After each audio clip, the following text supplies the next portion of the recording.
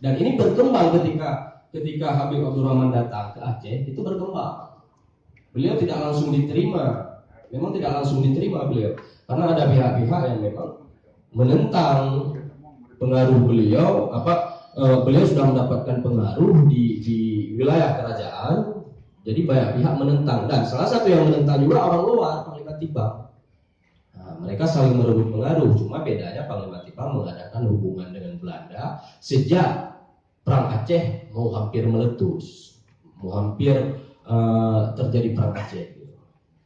Jadi kalau Habib Abdurrahman ini tidak, dia begitu sampai Habib Abdurrahman sampai ke Aceh itu tahun 1864.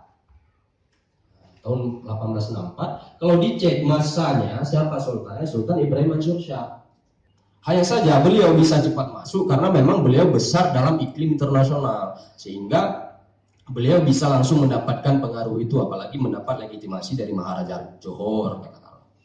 Ini makanya persaingan itu terjadi di tingkat intern kerajaan, ya katakanlah seperti Tengku Nanta yang menolak beliau, Tengku Muda Bait, dan beberapa oleh balang lainnya.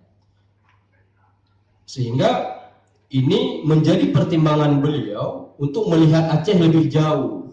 Ya karena mungkin kita berpikir, kalau saya misalnya bukan orang Aceh, mungkin berpikir begini, udah ada permendang, gitu. Kenapa saya harus repot-repot, sedangkan dia sendiri juga tidak mau merepotkan diri gitu. Mereka asik bertengkar, katakanlah mereka asik memecahkan diri.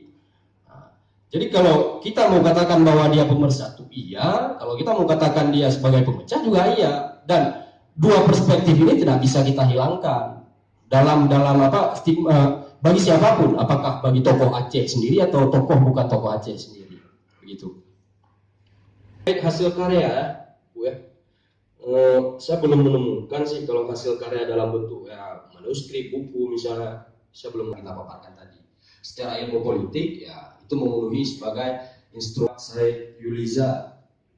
Ya mungkin sangat kuat tadi ya, memang itu argumen nasab tidak bisa kita bantahkan. Tetapi saya tidak pernah menemukan secara kepustakaan, saya tidak pernah menemukan ada literasi yang menyebutkan Habib Abdurrahman Al-Zahir baik di buku Paul Branford, Zendra, kemudian Snow, kemudian Alexander 1880 dan ke bawah